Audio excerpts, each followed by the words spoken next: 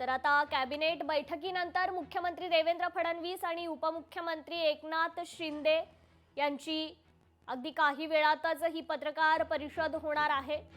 Cabinet बैठकीत आता काय महत्त्वाचे निर्णय झाले यावर बोलण्याची शक्यता आहे। तर कॅबिनेट बैठकीआधी चहापान कार्यक्रमाचं देखील आयोजन करण्यात आलं होतं। या चहापान कार्यक्रमावर मात्र विरोधकांनी बहिष्कार टाकला होता। महाविकास आघाडीने पत्रकार परिषद घेत सरकारवर अनेक आरोप देखील लगावले होते। तर आता या पत्रकार परिषदेतून या विरोधकांवर पलटवार करणार का हे पाहणं आता महत्त्वाचं ठरणार आहे। उद्यापासून 7 दिवसीय हिवाळी अधिवेशनाला देखील सुरुवात होतीये। तर या जे हिवाळी अधिवेशन आहे हे हिवाळी अधिवेशन मात्र आता वादळी ठरण्याची देखील शक्यता आहे। अनेक मुद्दे उपस्थित करत विरोधक मात्र सरकारला घेरण्याच्या तयारीत आहेत। तर आता महायुतीची ही पत्रकार परिषद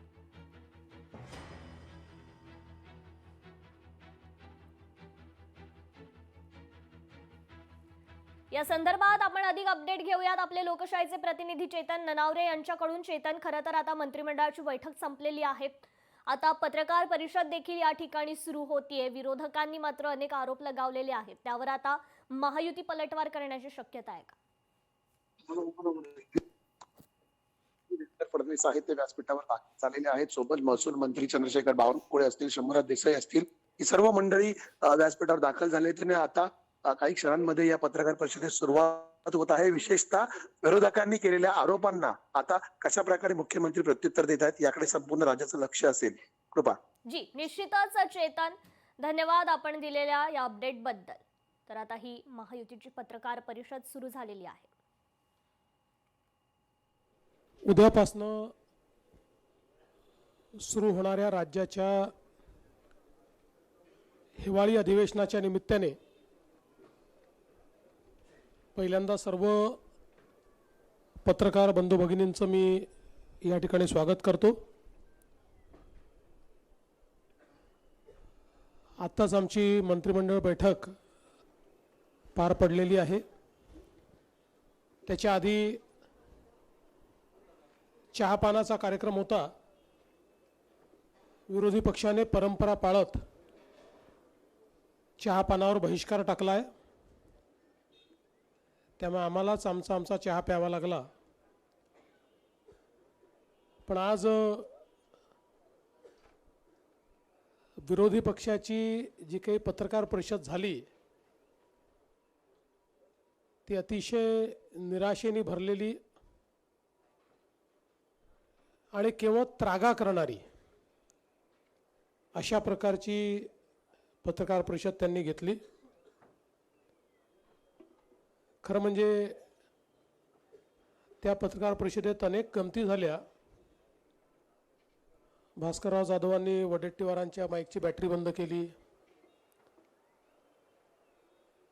आणि भास्कररावांना नवीन उपरती झाली की काँग्रेस इमानदार होती, सुसंस्कृत होतीच म्हणाले, ते आहे नाही म्हणाले, तुम्ही बघा होती म्हणाले। मग त्यांना वस्तुस्थिती माहिती आहे काय आहे। आणि अनेक गोष्टी ते जे बोलले त्यानंतर मग पत्रावर सह्या करायलाच कोणी मिळालं नाही, त्यामुळे 2 तास उशिरा आमच्याकडे पत्र आलं आणि शरद पवार गटाच्या कोणाचीच सही त्याच्यावर नाही आहे। त्यामुळे आता त्याचा काही वेगळा अर्थ मी काही काढणार नाही, पण नाही आहे हे मात्र नक्कीच आहे। खरं तर वडेट्टीवार जे आज एकदम जोरात होते ते विदर्भावर देखील बोलले। भास्कररावांनी वेगळा सूर लावला, त्याच्यामुळे तो सूर दुसरीकडे गेला। पण वडेट्टीवारांना मला एवढंच सांगायचं आहे की 2014 पूर्वीचा विदर्भ आणि 2014 नंतरचा विदर्भ हा त्यांनी बघावा। नव्हे तर त्यांच्या ब्रह्मपुरीच्या बाजूलाच गडचिरोली जिल्हा सुरू होतो। 14 पूर्वीचा गडचिरोली जिल्हा आणि आताचा गडचिरोली जिल्हा हा जर त्यांनी बघितला तर निश्चितपणे त्यांच्याही लक्षात येईल की काय बदल घडलेला आहे, सिंचनाच्या सोयींमध्ये काय बदल घडलेला आहे, रस्त्यांमध्ये काय बदल घडला आहे, इन्फ्रास्ट्रक्चरमध्ये काय बदल घडला आहे। हे त्यांनी बघावं असं मला वाटतं. खरं तर एकूण आपण जर बघितलं तर कोणावरच आता आमच्या विरोधी पक्षाचा विश्वास उरला नाही. सुप्रीम कोर्ट, निवडणूक आयोग, पीठासीन अध्यक्ष, सभापती अशा सगळ्या संवैधानिक जेवढ्या इन्स्टिट्यूशन्स आहेत, संस्था आहेत, त्यांच्यावर आग पकड करण्याचं काम हे ते करतायत. खरं म्हणजे राज्याच्या आर्थिक स्थितीवर देखील राज्य दिवाळखोर झालं. आता मला माहिती आहे की त्यांना राज्य दिवाळखोर दाखवायची घाई झालेली आहे, पण मी त्यांना स्पष्टपणे सांगतो की राज्याची आर्थिक स्थिती ही जरी ओढताणीची असली तरीही राज्य कुठेही दिवाळखोरीकडे चाललेलं नाही. किंबहुना देशाच्या मोठ्या राज्यांमध्ये आजही सर्वात निकषांमध्ये चालणारी अर्थव्यवस्था ही महाराष्ट्राची अर्थव्यवस्था आहे. याचा अर्थ असा माझा दावा नाही की आमच्याकडे खूप पैसे आहेत, पण एवढं सांगू इच्छितो की ज्या योजना हाती घेतलेल्या आहेत त्या योजना पूर्ण करण्याकरता पैसे आमच्याकडे आहेत, ते आम्ही देतो. दुसरं, शेतकऱ्यांच्या संदर्भातही त्यांनी सांगितलं. त्यामुळे जवळपास 92% शेतकऱ्यांना, जे काही पूरबाधित शेतकरी होते आणि ही संख्या 90 लाखाच्या वर आहे, 92% शेतकऱ्यांना मदत मिळालेली आहे. 8% जे शेतकरी आहेत ते KYCचा त्यांचा प्रश्न आम्ही सोडवतो. KYCचा प्रश्न असलेले जवळपास 12 लाख शेतकरी होते, त्यातल्या अर्ध्यापेक्षा जास्त शेतकऱ्यांचा प्रश्न आत्तापर्यंत आपण सोडवलेला आहे आणि उर्वरितही सोडवणं चाललं आहे. ते सोडवल्याबरोबर त्यांना आपण ते पैसे देणार आहोत. त्यामुळे हे म्हणणं की शेतकऱ्यांना मदत मिळाली नाही, अभ्यास न करता केलेलं अशा प्रकारचं हे विधान या ठिकाणी आहे. आणि आपण जी पावसाची मदत म्हटली होती ती पण गेलेली आहे आणि 10,000 रुपयाची मदत आपण एक जी काही वेगळी देण्याचा निर्णय केला होता तीही पण मदत आपण ही या ठिकाणी पूर्णपणे दिलेली आहे.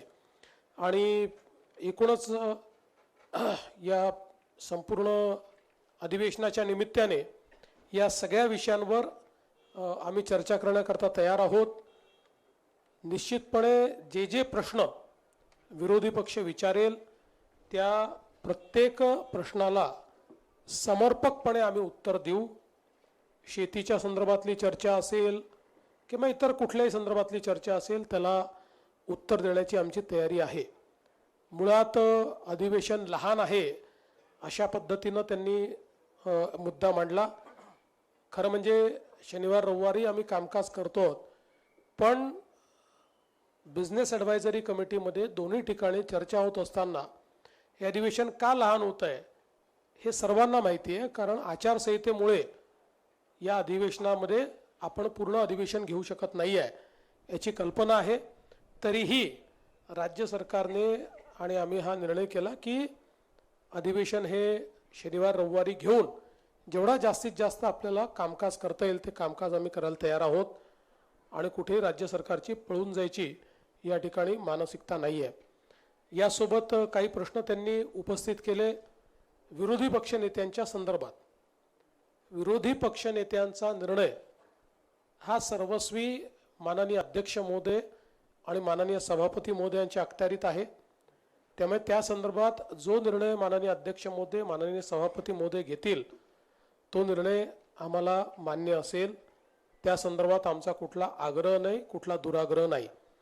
खरं म्हणजे मुळातच मला असं वाटतं की आत्ताचा विरोधी पक्ष हा दिशाहीन आहे.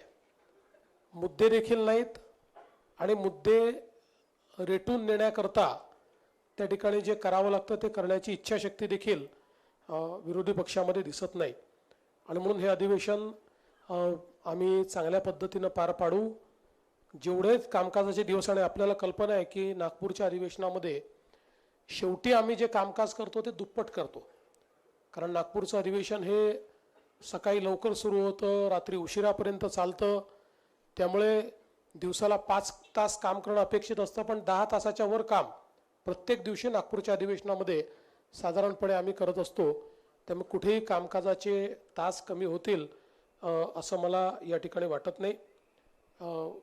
एक निश्चितपणे गोष्ट, कारण नाहीतर आम्ही दोघंच दिसतोय आणि अजितदादा दिसत नाही याच्यावरच बातमी व्हायची, म्हणून सांगतो की अजितदादा बहारेनला होते, ते आता पुण्यामध्ये लँड झाले आहेत. मुळामध्ये जी काही आपल्याकडे थोडा मध्ये हा जो क्रायसिस झाला त्याच्यामुळे त्यांनाही उतरायला उशीर झाला, ते उशिरा उतरले आहेत पुण्यामध्ये आणि म्हणून ते पोचू शकलेले नाहीत. आत्ता त्यांचा फोन आला होता, ते आता पुण्याहून निघत आहेत, त्यामुळे रात्री 9-9:30 पर्यंत ते नागपूरमध्ये येतील आणि म्हणूनच ते या ठिकाणी हजर नाही आहेत आणि उद्यापासून पूर्ण वेळ अजितदादा देखील या ठिकाणी असणार आहेत. जवळपास या अधिवेशनामध्ये 18 विधेयकं आम्ही मांडणार आहोत. त्यातले काही फार छोटे छोटे आहेत, अगदी अनुषंगिक आहेत, काही मेजर विधेयकं आहेत. अशी 18 विधेयकं आम्ही त्या ठिकाणी मांडणार आहोत आणि या विधेयकांवर चर्चा करून ही विधेयकं सगळी मान्य व्हावीत अशा प्रकारचा आमचा प्रयत्न या निमित्ताने असणार आहे. एकूणच नागपूर अधिवेशनामध्ये सुरुवातीच्या काळामध्ये आमच्या पत्रकारांची काही गैरसोय झाल्याचं मला समजलं, त्याबद्दल त्यांची दिलगिरी व्यक्त करतो. पण कोणीतरी कोर्टात जातं आणि मग काय काय होतं हे आपल्याला माहिती आहे, पण आता त्यातनंही आपण जो काही तो मार्ग काढलेला आहे आणि एक चांगलं अधिवेशन, जनतेच्या आशा आकांक्षा पूर्ण करणारं अधिवेशन करण्याचा आमचा प्रयत्न असेल. आणि विशेषतः नागपूर अधिवेशनामध्ये विदर्भ मराठवाड्यावर जास्तीत जास्त चर्चा व्हावी ही जी अपेक्षा आहे, त्या अपेक्षेअनुरूप सत्तारूढ पक्ष तरी त्याच्यावर जास्तीत जास्त चर्चा घडवण्याचा प्रयत्न करेल.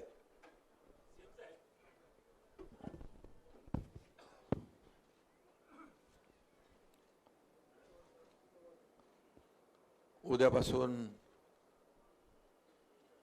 हिवाळी अधिवेशन सुरू होतंय. आपल्या सगळ्यांचं मनापासून स्वागत. मुख्यमंत्री महोदयाने अतिशय विस्तृतपणे अधिवेशनासंदर्भात विरोधी पक्षाच्या संदर्भात आपल्या समोर चर्चा केली आहे. महायुती सरकारच्या जो कार्यकाळ आहे 3.5 वर्ष होत आहेत आणि आमच्या दुसऱ्या इनिंगला काल परवाच 1 वर्ष देखील झाली आणि दुसऱ्या इनिंगचं आपलं हे दुसरं हिवाळी अधिवेशन आहे. त्यामुळे आपल्या सगळ्यांचं पुन्हा एकदा स्वागत करतो. कालावधी कमी असला तरी सुद्धा विदर्भातल्या प्रश्नांना न्याय मिळाला पाहिजे अशी शासनाची भूमिका आहे आणि विदर्भाच्या प्रश्नांवर आता जसं मुख्यमंत्री महोदयांनी सांगितलं की विरोधकांनी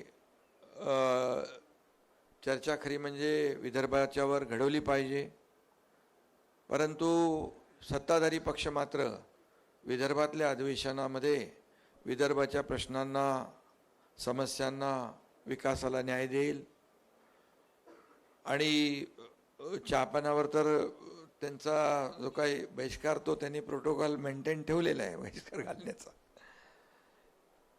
त्याबद्दल मी काय बोलू इच्छित नाही.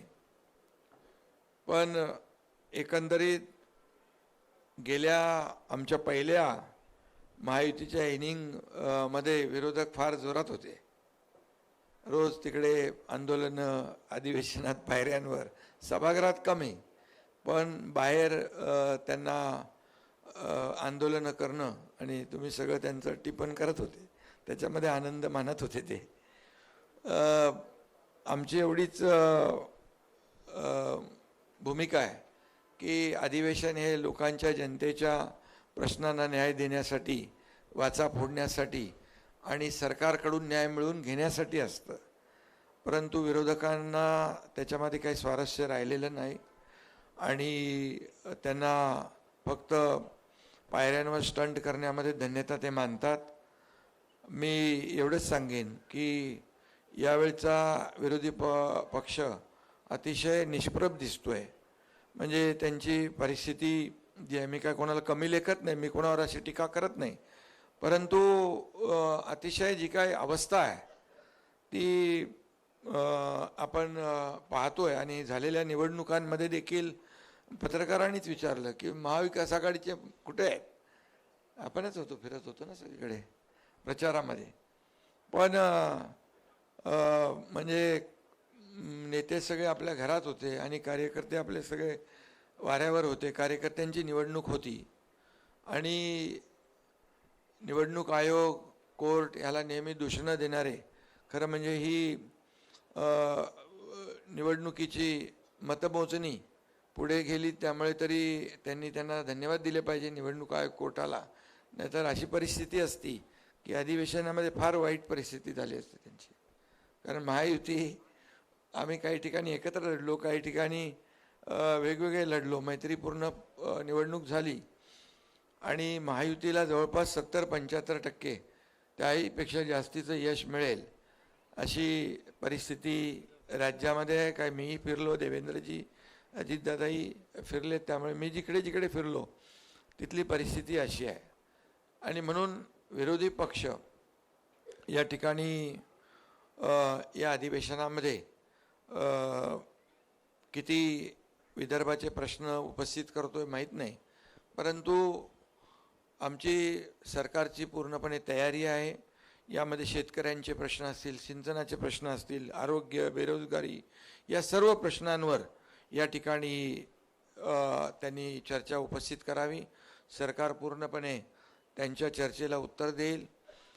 जरी विरोधी पक्ष संख्येने कमी असला तरीसुद्धा आम्ही त्यांना अंडर एस्टिमेट नाही करत आणि त्यांना आम्ही गांभीर्यानेच घेऊ.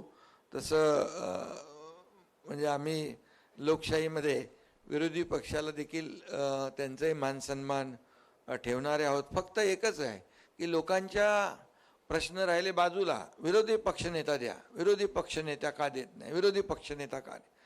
मुख्यमंत्र्यांनी सांगितलं होतं की ते अधिकार अध्यक्ष आणि सभापतींचे आहेत, पण जनतेने त्यांना जे काही नाकारलं, झिडकारलं, विरोधी पक्षनेता बनण्या एवढं पण संख्याबळ नाही दिलं. त्यांनी आत्मचिंतन, आत्मपरीक्षण केलं पाहिजे. लोकसभेमध्ये पण गेल्या मागच्या वेळेस विरोधी पक्षनेता संख्याबळ नव्हता म्हणून नाही मिळालं. यावेळेस लोकसभेत विरोधी पक्षनेता मिळाला. त्यामुळे त्यांनी प्रयत्न केला पाहिजे पुढच्या वेळेसाठी की विरोधी पक्षनेत्या एवढे तरी संख्याबळ कसं मिळता आलं. संख्याबळ मिळवा आणि कमवा आणि विरोधी पक्ष मिळवा, पण तरीसुद्धा हा अधिकार पूर्णपणे अध्यक्षांचा आणि सभापतींचा आहे.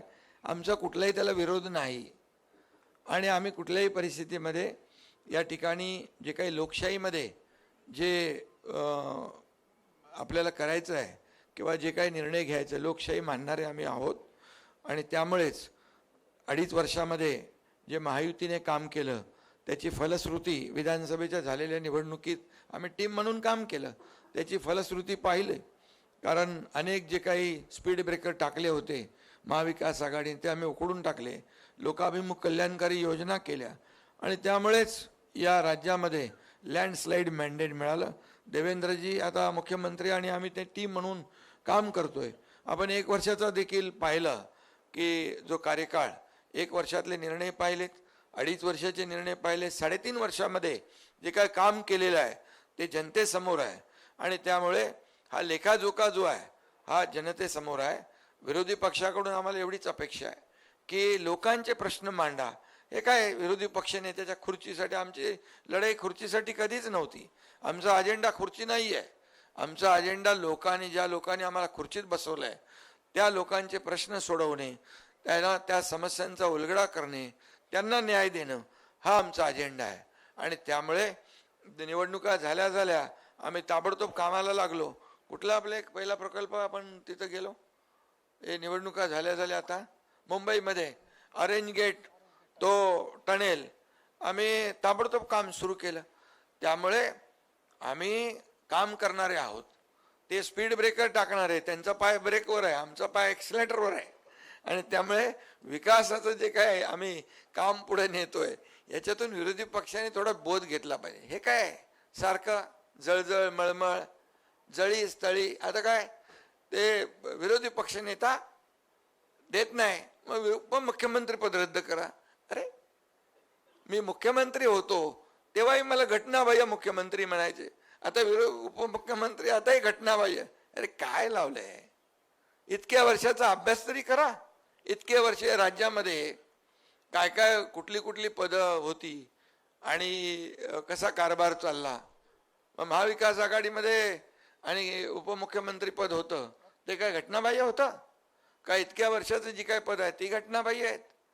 तर थोडा अभ्यास करून कायद्याचा मागचे रेफरन्स सगळ्या गोष्टी माहिती घेऊन बोललं पाहिजे. फक्त आपलं एकच जळीस तळी काष्टी पाषाण एकनाथ शिंदे. अरे, आणि मी तर काय कामातून उत्तर देतोय आणि मी आरोपाला टीकेने उत्तर देतच नाही. म्हणून तर जे काही महाराष्ट्रामध्ये लोकांनी मॅन्डेट दिलेलं आहे, कामाला दिलेलं आहे, कामाची पोच पोहोचते. आम्ही तिघही काम करतोय, डे नाईट काम करतोय, घरी बसत नाही. आणि त्यामुळे याचं आत्मचिंतन करावं आणि आत्मपरीक्षण करावं आणि नंतर बोलावं. आणि कोण बोलतंय? अरे, विधानसभेत पूर्ण अधिवेशनाला पूर्ण वेळ तरी बसा आणि मग बोला. त्यामुळे मी जास्त काय बोलत नाही. आणि यामध्ये मुख्यमंत्री महोदयांनी अनेक गोष्टींना इथं त्याचा उहापोह केलेला आहे. आम्हाला हे अधिवेशन विदर्भात आहे. कमी कालावधी असला तरी सुद्धा त्याच्यात अनेक विधेयकं, अनेक या विदर्भासाठी निर्णय सरकार घेणार आहे. बिलकुल सरकार सगळ्या चर्चेला उत्तर द्यायला तयार आहे. विरोधी पक्षाने फक्त सभागृहात येऊन भांडलं पाहिजे आणि फक्त अधिवेशनामध्ये येऊन फक्त आपली कोणीतरी दखल घेईल आणि मीडियामध्ये आपण सारखे दिसत राहू, यासाठी हे अधिवेशन नाही. हे अधिवेशन विदर्भाच्या जनतेला न्याय देण्यासाठी आहे आणि तो न्याय सरकार देईल. मगाशी मुख्यमंत्री म्हणाले की 2014 पूर्वीचं विदर्भातलं बघा. मी तुम्हाला सांगतो, सिंचन प्रकल्प महाविकास आघाडीमध्ये असताना शंभूराज इकडे आहेत,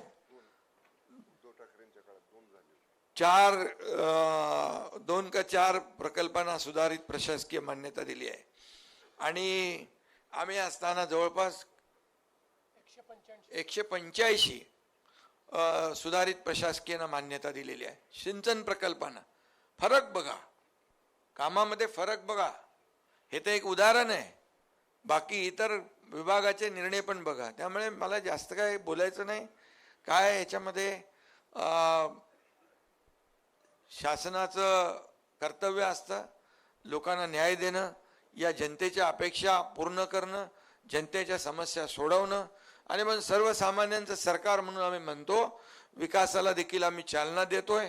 आज महाराष्ट्र GDP मध्ये नंबर 1 ला आहे, स्टार्टअप मध्ये नंबर 1 ला आहे, परदेशी गुंतवणुकीत नंबर 1 ला आहे, सगळ्या क्षेत्रात नंबर 1 आहे.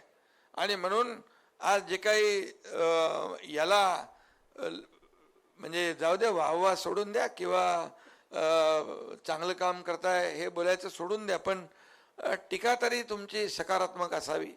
आदरणीय देशाचे प्रधानमंत्री नरेंद्र मोदीजी यांचं जे काय आपलं देशाचं $5 ट्रिलियन इकॉनॉमीचा गोल जो आहे तो महाराष्ट्र, आम्ही त्याच्यात आमचं कॉन्ट्रीब्युशन आहे, तिथं कुठेही आम्ही कमी पडणार नाही. आणि महाराष्ट्र मोठं राज्य आहे, इन्फ्रा प्रोजेक्ट एवढे मोठ्या प्रमाणावर राज्यात सुरू आहेत. देशामध्ये महाराष्ट्र नंबर 1 ला आहे. आणि हे आता काय म्हणाले, दिवाळखोरीमध्ये कोणी विरोधी पक्ष. पण या ठिकाणी मी सांगतो की राज्य महाराष्ट्र मोठं राज्य आहे आणि पायाभूत सुविधा प्रकल्प एवढ्या मोठ्या प्रमाणामध्ये सुरू आहेत. आज आपण पाहिलं 2014 पूर्वीची परिस्थिती आणि आताची परिस्थिती, जमीन आसमानचा फरक आहे. हे लोकांनीच तुलना केली आहे आणि लोकांनीच आम्हाला मॅन्डेट दिलेला आहे. त्यामुळे याचं कुठंतरी आत्मपरीक्षण, आत्मचिंतन विरोधी पक्षाने करावं, एवढीच मी त्यांना माझी सूचना आहे. आणि बाकी सगळ्या प्रश्नांना, सगळ्या त्यांच्या ज्या काही चर्चा असतील त्यांनी सकारात्मक चर्चा करावी, सभागृहामध्ये चर्चा करावी. सभागृहामध्ये चर्चेतूनच काही आपल्याला मिळवायचं असेल विदर्भासाठी, महाराष्ट्रासाठी, महाराष्ट्रातल्या जनतेसाठी, तर विरोधी पक्ष जो आहे हा विरोधी पक्ष या ठिकाणी सरकारकडून समस्यांची उकल करून घेणं, सोडवणूक करून घेणं हे काम असतं. त्यामुळे ते त्यांनी करावं. आणि आम्ही हे अधिवेशन जे आहे, जे अधिवेशन अतिशय सकारात्मक दृष्टिकोनातून पुढे नेणार आहोत, एवढंच या प्रसंगी मी सांगतो. धन्यवाद.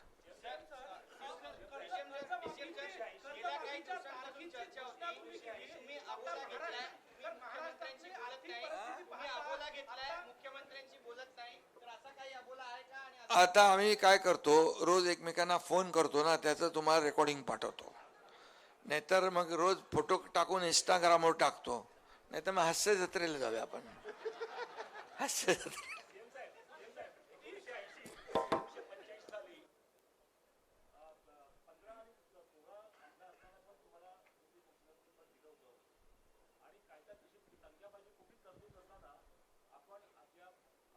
तुम्ही चुकीच्या ठिकाणी प्रश्न विचारताय.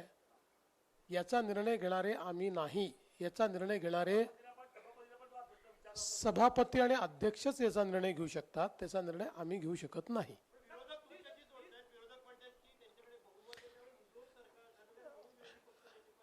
असं आहे की विरोधक कशाशी आम्हाला जोडतात, त्यांना आम्हीच दिसतो. जसं शिंदेसाहेब म्हणाले, जळी स्थळी काष्टी पाषाणी आम्हीच दिसतो. त्यामुळे प्रत्येक गोष्टीशी आम्हाला जोडतात. पण तुम्हाला हे माहिती आहे, विरोधी पक्षनेता घोषित करण्याचा अधिकार सरकारचा नाही. तो अधिकार हा सभापती आणि अध्यक्षांचाच आहे.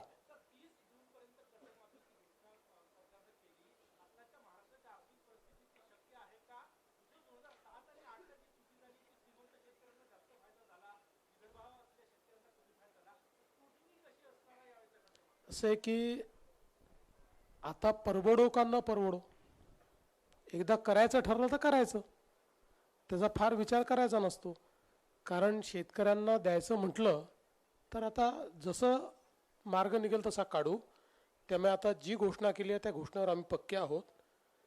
ती योग्य शेतकऱ्यांना आणि ज्याला आपण म्हणू शकतो पात्र शेतकऱ्यांनाच मिळाली पाहिजे. याकरताच आम्ही प्रवीण परदेशींची कमिटी केली आहे. या कमिटीला सगळा अभ्यास करायला सांगितलेला आहे. ती कमिटी आम्हाला सुचवेल त्यानुसार त्याचे ध्येय धोरणं नियम आम्ही तयार करू आणि पात्र शेतकऱ्यांना त्याच्यामध्ये आम्ही लाभ देऊ.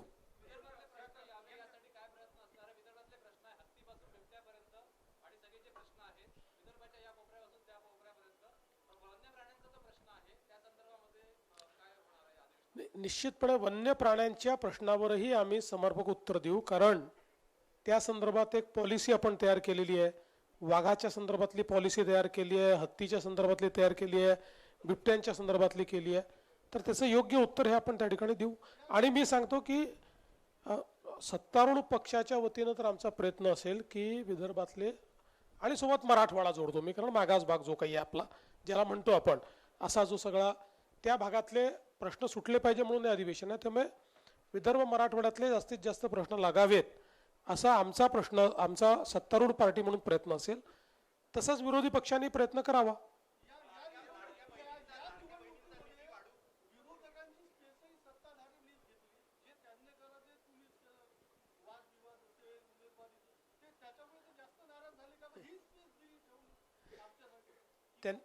असं आहे की त्याकरता ते आम्हाला दोष देऊ शकत नाही. हा सर्वस्वी त्यांचा दोष आहे. याचं कारण बघा, नगरपालिकेची निवडणूक ही कार्यकर्त्यांची निवडणूक असते.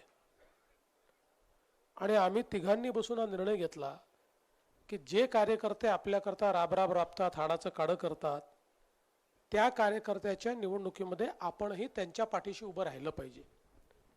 4-4, 5-5 वर्षाच्या गॅप नंतर निवडणुका होत होत्या. कार्यकर्त्यांची अपेक्षा मोठी होती. त्यामुळे हाही निर्णय आम्ही केला की सगळीकडे युती होणं शक्य नाही. कार्यकर्त्यांचे ॲस्पिरेशन्स आहेत. त्यामुळे जिथे शक्य आहे तिथे आम्ही युती केली, जिथे नाही तिथे नाही केली.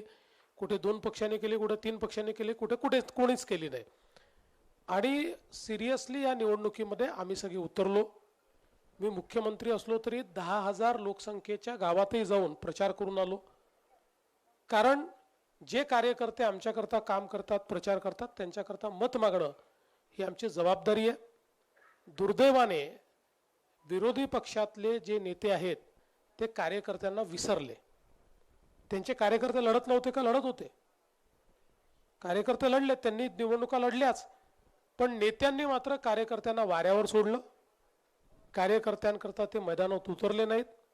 आणि याचं एकमेव कारण होतं की पुढची भीती होती, त्यांना हारण्याची भीती होती. जसं त्या ठिकाणी समजा या निवडणुकीत हारलो तर मग आता जे काही आपल्या महानगरपालिकेमध्ये ब्रँड ठाकरे दाखवायचा आहे, मग उबाठा दाखवायची आहे, मग NCP SP दाखवायची आहे आणि आम्ही कसे जिंकणार आहोत, त्याचा फुगा फुटेल, काँग्रेसचा फुगा फुटेल म्हणून यांनी हिम्मत केली नाही आणि म्हणून हे उतरले नाहीत.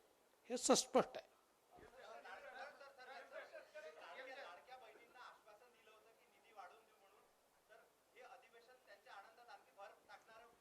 योग्य वेळी योग्य निर्णय होतील, काळजी करू नका.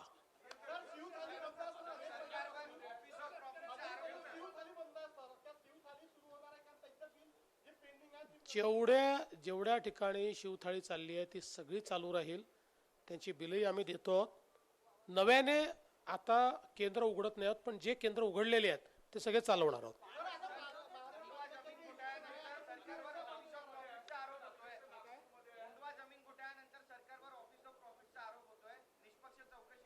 चौकशी चाललेली आहे.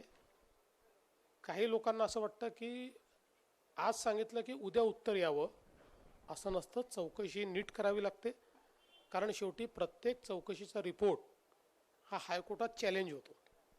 आणि चौकशी शॉर्टकटमध्ये केली, कोणाला संधी न देता केली तर प्रिन्सिपल ऑफ नॅचरल जस्टिसवर अशा पद्धतीनं हायकोर्ट ती चौकशी समितीचा रिपोर्ट खारिज करते.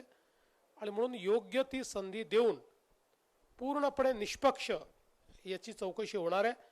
आत्तापर्यंत आपण बघा, अतिशय वेळेत या संदर्भात FIR दाखल झालेला आहे, FIRवर कारवाई चाललेली आहे, अटकही झालेली आहे. त्यामुळे इथे काही लपवालपवी करण्याचं कारण नाही आहे.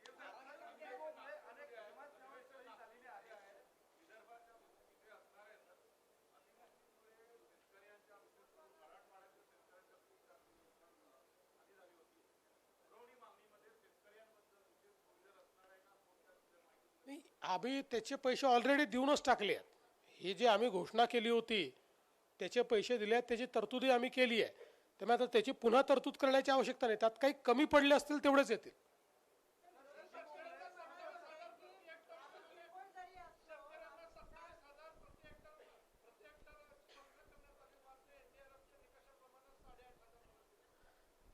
जर आम्ही जे सांगितलं ते नीट आपण ऐकलं आणि काय घडलंय बघितलं तर आपल्या लक्षात येईल. NDRFच्या निकषाप्रमाणे पैसे दिले, त्याच्यासोबत 10,000 रुपये वेगळे दिले आणि त्याच्यासोबत खरडून गेलेल्या जमिनीकरता वेगळे दिले, विहिरीकरता वेगळे दिले. असे सगळे पैसे जर तुम्ही बघितले तर जो पहिला शेतकरी आहे म्हणजे कोरडवाहूचा, त्या कोरडवाहूच्या शेतकऱ्याला 8,500 रुपये प्लस 10,000 रुपये आहेत आणि मग खरडून गेल्याचे वेगळे आहेत. त्याच्यावरचा जो शेतकरी आहे बागायती, त्याला 22,000 प्लस 10,000 आहेत, म्हणजे 32,000 आहेत त्याला. आणि मधला जो हंगामी बागायती आहे त्याला 17,500 आणि 10,000 असे 27,000 आहे. तसे दिले आहेत.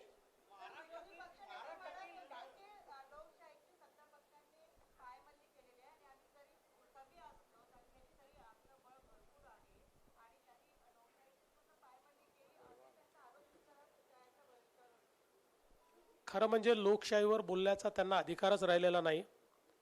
याचं कारण भारताच्या संविधानाने तयार केलेल्या एकाही संस्थेवर त्यांचा विश्वास नाही. त्यांना न्यायालय मान्य नाही, त्यांना निवडणूक आयोग मान्य नाही, त्यांना RBI मान्य नाही, त्यांना विधानमंडळ मान्य नाही, त्यांना विधानमंडळाचे पीठासीन अधिकारी मान्य नाहीत, त्यांना CAG मान्य नाही. त्यामुळे भारतीय संविधानावर त्यांचा विश्वास नाही, संविधानाने तयार केलेल्या संस्थांवर त्यांचा विश्वास नाही. त्यामुळे त्यांनी संविधानावर बोलणं हे हास्यास्पद आहे. अरे पहिल्या बेंचवाल्यांनी जरा मागच्यांना ताब्यात द्या.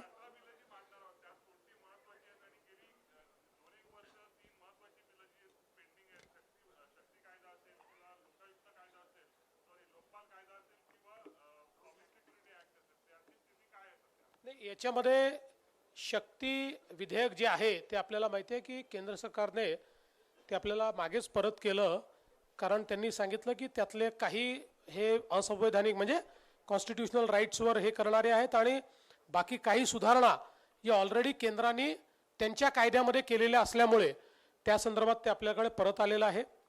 लोकपाल विधेयक जे आहे हे केंद्राने आपलं मंजूर केलेलं आहे. फक्त त्याच्यामध्ये आपल्याला एक सुधारणा करायला त्यांनी सांगितलेली आहे की आपण लोकपाल विधेयक करताना राज्यासोबत केंद्राचे अधिकारी पण त्याच्यामध्ये घेतले होते, तर त्यांनी त्यात तेवढी सुधारणा आपल्याला सांगितली आहे. बाकी सगळं मान्य केलं आहे. तेवढी सुधारणा आपण करणार आहोत की केंद्राचे अधिकारी हे केंद्रीय लोकपाल बिलाने कव्हर असल्यामुळे त्यांना वगळायचं. बाकी आपलं लोकपालाचं बिल त्यांनी जवळपास सगळं मान्य केलेलं आहे. आणि आपलं जे पब्लिक सिक्युरिटीचं जे विधेयक होतं ते आता अंतिम टप्प्यामध्ये आहे, ते लवकरच मान्य होईल.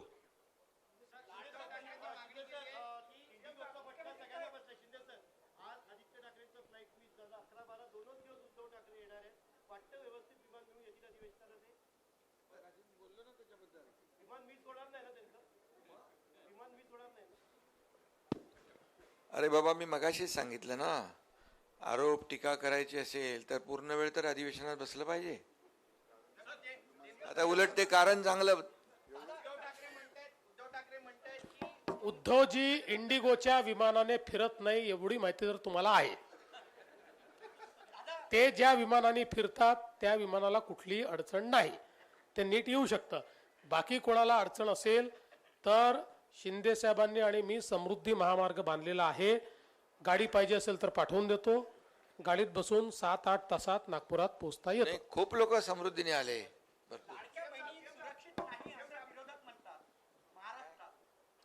नाही, त्याचं उत्तर त्यांना देऊ ना. त्यांनी त्या संदर्भातला मुद्दा विधानसभेत मांडावा, त्याचं उत्तर त्यांना देऊ.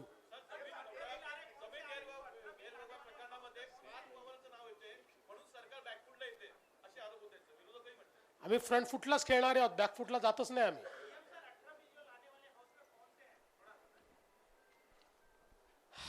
महाराष्ट्र सार्वजनिक विश्वस्त व्यवस्था दुसरी सुधारणा, महाराष्ट्र दुकाने व्यवस्थापना सुधारणा, महाराष्ट्र कृषी उत्पन्न पणन सुधारणा, महाराष्ट्र धारण जमिनीचे तुकडे पाडण्यास प्रतिबंध, महानगरपालिका पाठवून देतो यादी.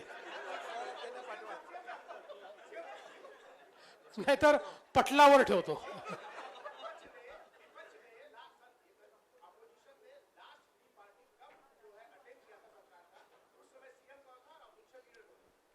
उस समय सीएम पृथ्वीराज चौहान थे और लीडर ऑफ अपोजिशन खड़से जी थे. हम सब लोग गए थे, हमने पृथ्वीराज जी की चाय पी थी. 2011 की होगी.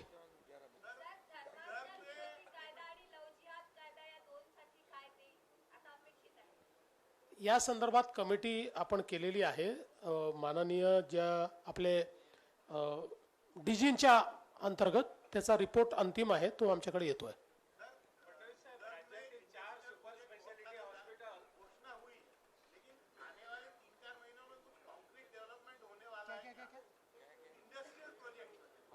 नहीं, कंक्रीट ही चल रहा है, आप चिंता मत करो, कुछ हल्का नहीं है, सब कंक्रीट चल रहा है.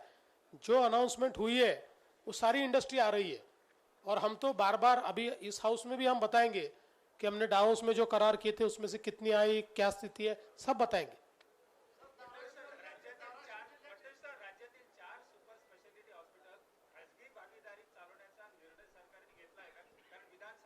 अद्याप तरी असा कुठलाही निर्णय मंत्रिमंडळापुढे आलेला नाही.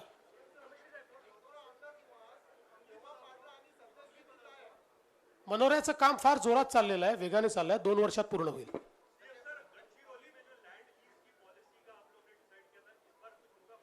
हो गया ना, उसको तो उसके लिए कैबिनेट ने निर्णय कर दिया है ऑलरेडी.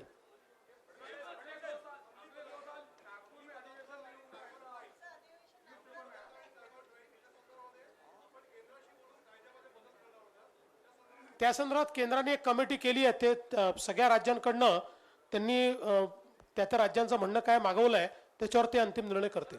चला, धन्यवाद.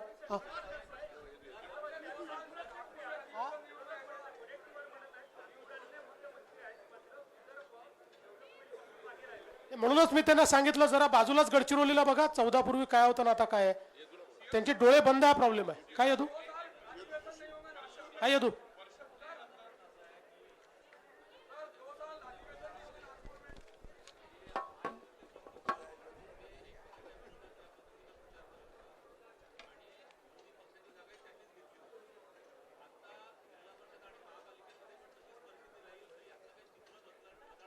पहिली गोष्ट तर आम्ही जरी एकमेकाच्या विरुद्ध लढत होतो तरी पूर्ण मी आता समजा ज्या काही सभा केल्या 38 आणि अजून 5-6 फोनवर केल्या 42 सभांमध्ये कोणावरच टीका केली नाही. म्हणजे आमच्या मित्रांवर तर प्रश्नच नाही, विरोधी पक्षावरही टीका केली नाही. माझं एकही भाषण दाखवा की मी ज्यात विरोधी पक्षावरही टीका केली आहे. मी फक्त त्या ठिकाणी विकासाचंच त्या ठिकाणी बोललो. आमच्या दोन्ही म्हणजे शिंदे साहेबांनी आणि यांनी पण विरोधी पक्षावर टीका केली असेल, पण सत्तारूढ पक्षावर किंवा आपापसात कोणी एकही टीका केलेली नाही. त्याचं त्यांनी हे सांगितलंय. ते अहंकार कोणाला झालाय, हर साल होगा. अहंकारी कोण आहे मी सांगितलं ना. चला, धन्यवाद.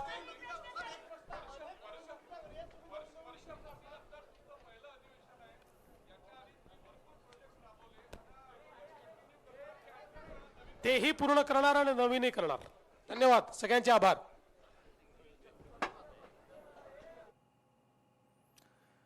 तर अधिवेशनाच्या पूर्वसंध्येला सरकारची पत्रकार परिषद संपन्न झालेली आहे. पराभवाच्या भीतीने विरोधक मैदानात उतरले नाही असं देवेंद्र फडणवीसांनी म्हणत विरोधकांवर सुद्धा जोरदार निशाणा साधलेला आहे. कोणतीही योजना बंद होणार नाही असा शब्द देवेंद्र फडणवीस यांनी दिलेला आहे. उद्यापासून हिवाळी अधिवेशन सुरू होतंय आणि त्याच्या पूर्वसंध्येला सरकारची महत्त्वाची पत्रकार परिषद.